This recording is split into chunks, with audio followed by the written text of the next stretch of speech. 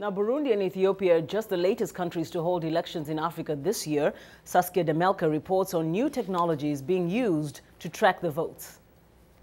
To have a genuine election, the population has to understand the choice that's being made, and that means information.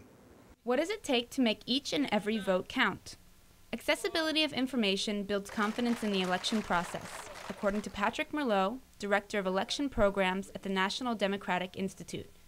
So, for citizens to be able to look at an election process and understand it, to gather information, to report what they see, communication technologies become critical. New tools have been developed for spreading election information. In rural Africa, SMS text messaging systems are playing a major role in rapidly getting information from even the most remote polls. Eric Gunderson is president of Development Seed, a communications consultancy that works in development.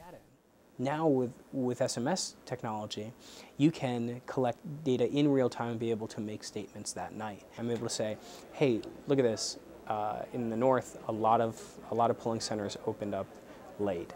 We know that. We can start asking some questions, start talking to the election officials.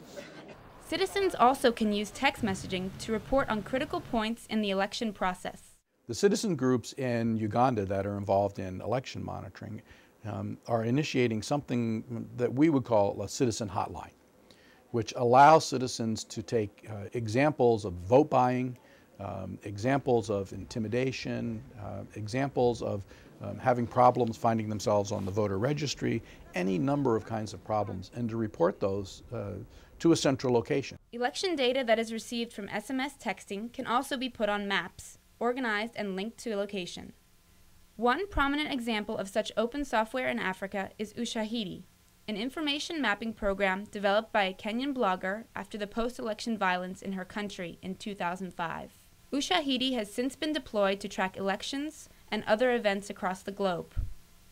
This technology can facilitate more open elections from its early stages. Then the maps can be used throughout the entire process, all the way to, hey, now you've built up such a collection of maps in the year and a half run up to the election that on election day you have this great set, this great library of maps to put live data onto. These new communication technologies can be shared across borders and adapted for different situations. Gunderson and Merlot say that open software mean many more people investing and improving the core technology for each election, while also allowing each country to use its particular context.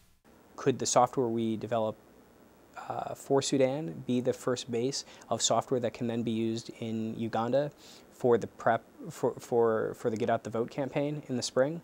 Could that same software then be invested in more by a team now in Nairobi for the potential for the constitutional referendum? In a year full of elections across Africa, preparations are underway to employ these new technologies for the Kenya constitutional referendum and Burundi elections this year, and also for Uganda's elections in early 2011. Gunderson says he expects these new technologies will force governments to work more closely with NGOs and conduct such elections more openly. For VOA News, I'm Saskia Melker.